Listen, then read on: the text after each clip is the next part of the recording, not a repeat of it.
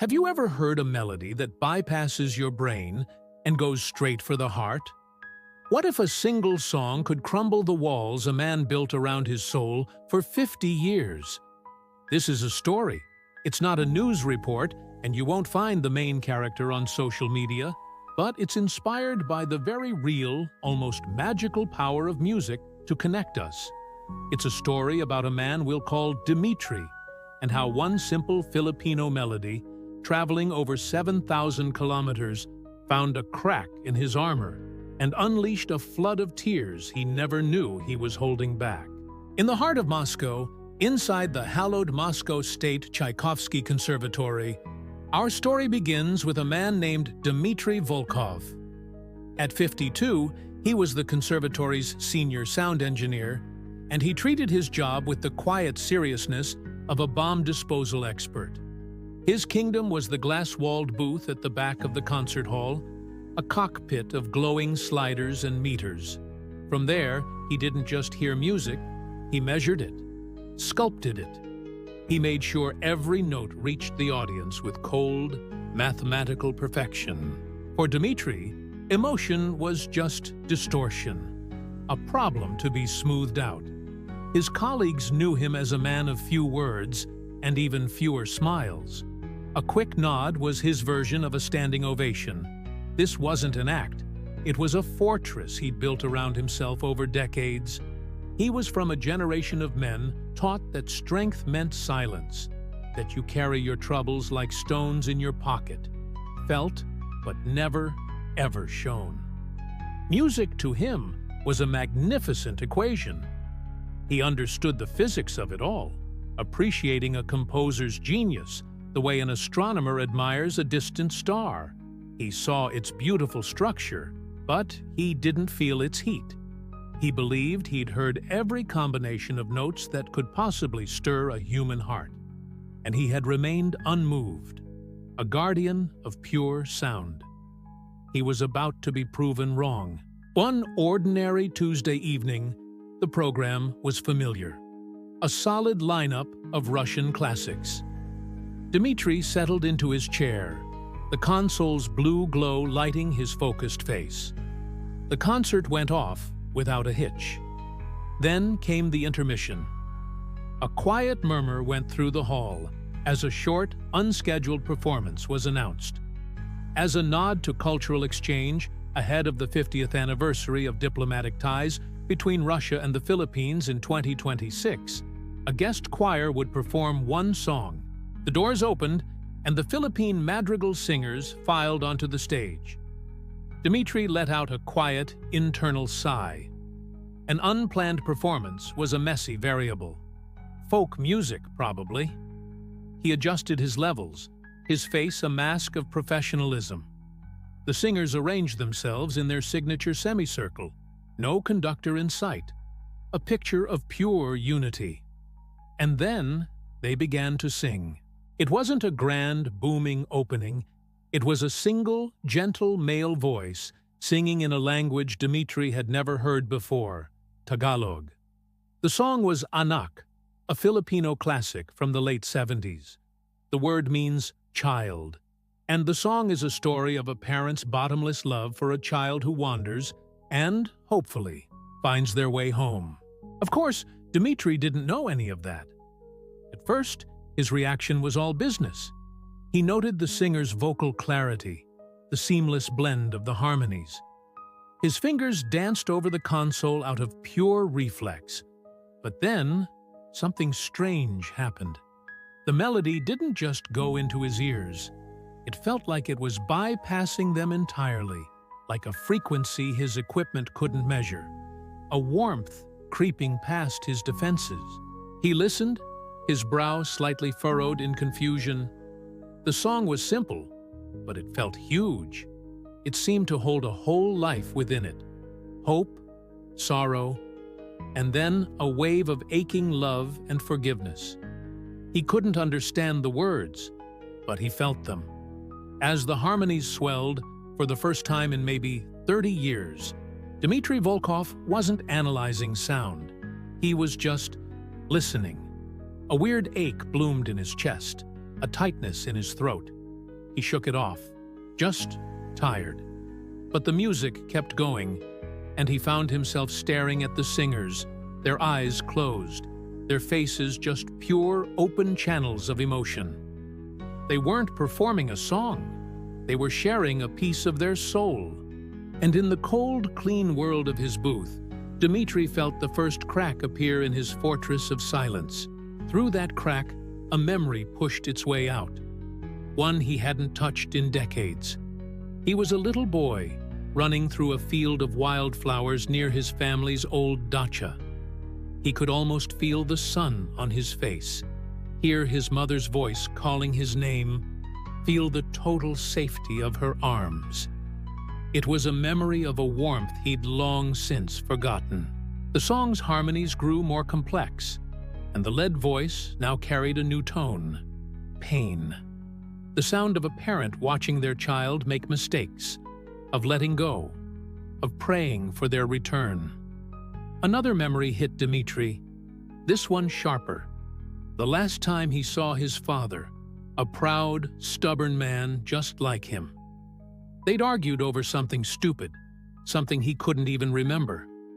A week later, his father was gone. The words were never taken back. The silence that followed was heavy with regret, a weight Dmitri had carried ever since. He was losing his composure. His hand, usually so steady, started to tremble. A pressure built behind his eyes. He fought it. This was unprofessional, weak. He was Dmitri Volkov, the man who could isolate one bad frequency in a hurricane of sound. But the music was relentless in its gentleness. The choir swelled to a powerful, heartbreaking peak, a raw cry of love, regret, and the unbreakable bond between parent and child. It was the sound of every "I love you" left unsaid, every "I'm sorry" that came too late. It was a universal story, wrapped in a Filipino melody, delivered straight to the frozen heart of a Russian man. The fortress didn't explode, it just dissolved. The decades of control melted away. A single hot tear escaped and traced a path down his cheek. Then another, and another. He wasn't just crying. He was grieving. For his mother's lost warmth, his father's approval, and all the years he'd spent in his own emotional winter. The last notes of Anak hung in the air. Then, for a few seconds, the entire hall fell into a deep, profound silence. It wasn't the polite quiet of an audience waiting for their cue. It was a stunned, breathless silence, the kind that happens when 1,000 people share the same sacred moment. In that quiet, another sound emerged from the back of the hall. It was small, but unmistakable. A single, choked sob. It was coming from Dmitri's booth. His head was in his hands, his shoulders shaking. He, the master of sound, was now the only sound in the room. The raw, unfiltered noise of a man who had held his breath for 30 years, finally letting it go. A student nearby, who had been aiming their phone at the stage, happened to capture the silhouette of the sound engineer in his booth, completely undone. The silence was finally broken by one person clapping. Then another. Within seconds, the hall erupted. But this wasn't the polite applause from earlier. This was a thunderstorm, a roar of gratitude and recognition. The audience wasn't just clapping for the singers. They were clapping for the feeling the song had unlocked in all of them. In a way, they were clapping for Dmitri. He wasn't some strange outlier. He was the one who had been brave enough to feel what they all felt. In our story, the student uploads that short video clip later that night. The title is simple: The Filipino Song That Broke a Russian Sound Engineer. The internet does what it does best. The video explodes. Soon, it feels like everyone in Russia has seen it. And the comments section becomes a kind of national confessional. People start sharing their own stories. A retired soldier writes, I haven't cried since my mother passed away 30 years ago. Tonight, I did. A young woman from St. Petersburg posts, I just called my father. We hadn't spoken in a year. In this telling, online communities invent a name for it, the Manila effect. It's just a bit of internet slang, but it describes a very real experience shown in the story. That sudden, unexpected emotional release triggered by this music. It spoke to a deep, unspoken need for permission to finally feel. Dimitri's fictional tears become a symbol. In this narrative, the Manila effect spills out from the web and into the real world. Karaoke bars in our story report a huge surge in requests for Filipino songs. People who don't know a word of Tagalog stand and read phonetic translations from a screen, belting out anak with a passion that needs no translation. This wave of interest even catches the attention of other artists.